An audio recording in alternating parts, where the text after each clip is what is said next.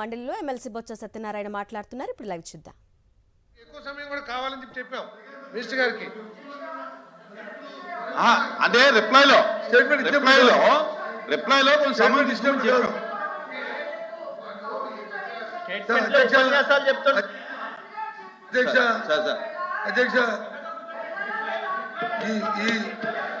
అధ్యక్ష సబ్జెక్ట్ మీద మెడికల్ వారు ఏం చెప్పినా వారి దర్శనం చెప్పుకోమండి. మాకైతే అభ్యంతరులే. మేమేం అనుకోమంటే ఇప్పుడే క్షుణ్ణంగా వింటున్నాం కూడా ఇంకా ఓపిక నశించి కంటిన్యూ చేద్దాం. కాబట్టి లేదు సార్ది నో కాదు మీరుండి కూడా మీరు తప్పదు. మన తత్వ ఇది మేమేమి ఆపాదించట్లేదు. ముందు మనం అనుకున్న సాంప్రదాయం ప్రకారం ఇంకా అయినప్పుడు కూడా హాఫ్ అన్ అవర్ అయింది. సమాధానం గంట సేపు చెప్పుకోండి, పర్వాలేదు. కానీ ఇది కాదు. ఏంటి ఈ దాంతోపాటు కొన్ని స్టేట్మెంట్ కన్ఫర్మ్ అవ్వలే కదా, ఆ స్టేట్మెంట్ కన్ఫర్మ్ అవ్వకుండా దాన్ని ప్లీజ్ మంత్రి గారు ప్లీజ్ నేను మాట్లాడిన తర్వాత మీరు మాట్లాడండి ప్లీజ్. డివైడ్ అవుతూ ఏంటి డివైడ్ అవ్వకూడదు. ఈ స్టేట్మెంట్ తమరు ఇచ్చిన స్టేట్మెంట్ మన ఉంది. దీనికి అనుగుణంగా క్షుణ్ణంగా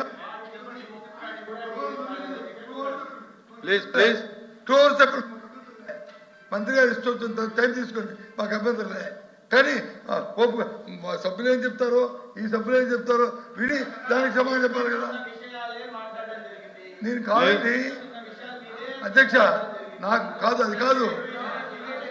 మీరు వచ్చి వ్యక్తిగతమైన ఆరోపణలు కాదండి ఏంటి సబ్జెక్ట్ మంత్రి గారు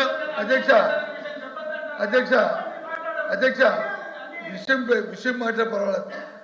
స్టేట్మెంట్ మీరు రిప్లై ఇచ్చినప్పుడు మాట్లాడండి. మంత్రి గారు స్టేట్మెంట్ ఇచ్చినప్పుడు స్టేట్మెంట్ కన్ఫర్మ్ అయ్యి ఆయన జగన్మోహన్ రెడ్డి గారు మాజీ ముఖ్యమంత్రి గారి గురించి వాటి గురించి ఇప్పుడు ఈ సందర్భం కాదు. మీరు సమాధానం చెప్పినప్పుడు కంపారిజన్ చేస్తున్నప్పుడు ఈ స్టేట్మెంట్ రాయండి. ఆ పేరు రాయండి, అయితే రాయండి, ఆ స్టేట్మెంట్ రాయండి. ఏ రాజకీయ నేపథ్యం అండి? ఏంటి రాజకీయ నేపథ్యం? చంద్రబాబు నాయుడు స్టేట్మెంట్ మంత్రి కదా, ఇక్కడ డిబేట్ అయ్యారు మంత్రి గారు పొరపాటు కూడా డిబేట్ కాలేదు. దీని వెనక రాజకీయ నేపథ్యం ఉంది కాబట్టి మీరు ఈ అంశాన్ని తీసుకొచ్చారు సభలో. మనోహర్ గారు ప్లీజ్ చెప్పండి.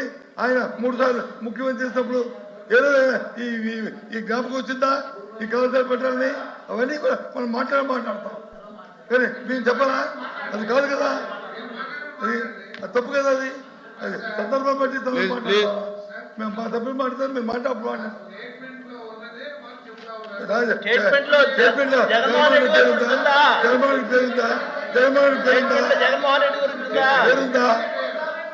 పేరుందా స్టేట్మెంట్ లో? ఆయన అడుగుతున్నారు, రాజు మాట్లాడండి.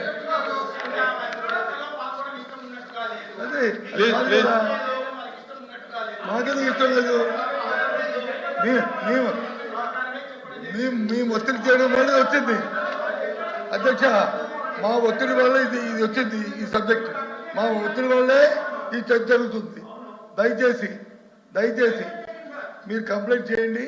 మీ తాలూకు స్టేట్మెంట్ వరకు ఉండి కంప్లీట్ చేయండి.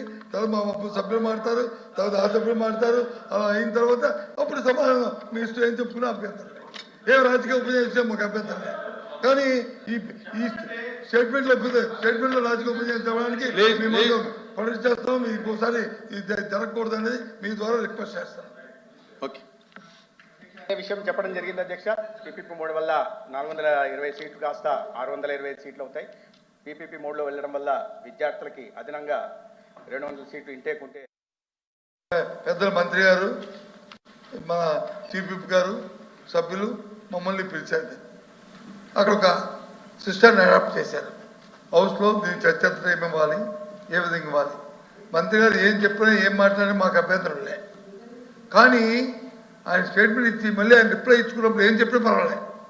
స్టేట్మెంట్ ఇచ్చినప్పుడే ఆయన గంట సేపు 1:30 మొదలుపెట్టారు.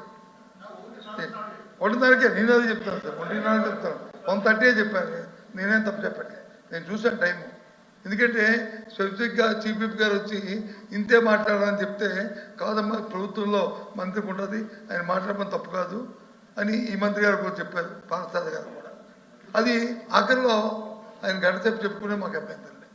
ఎందుకు విషయాన్ని స్టేట్మెంట్ టేబుల్ అయింది, దాని మీద క్షుణ్ణంగా క్లుప్తంగా చెప్పిన తర్వాత ఇటు మెంబర్లు అటు మెంబర్లు మాట్లాడిన తర్వాత మంత్రి గారు ఏదైనా క్లారిఫికేషన్ ఇవ్వండి.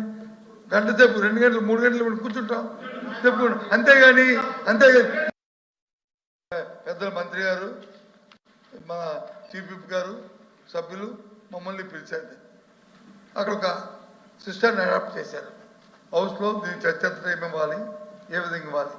మంత్రి గారు ఏం చెప్పినా ఏం మాట్లాడినా మాకు అభ్యంతరం లే.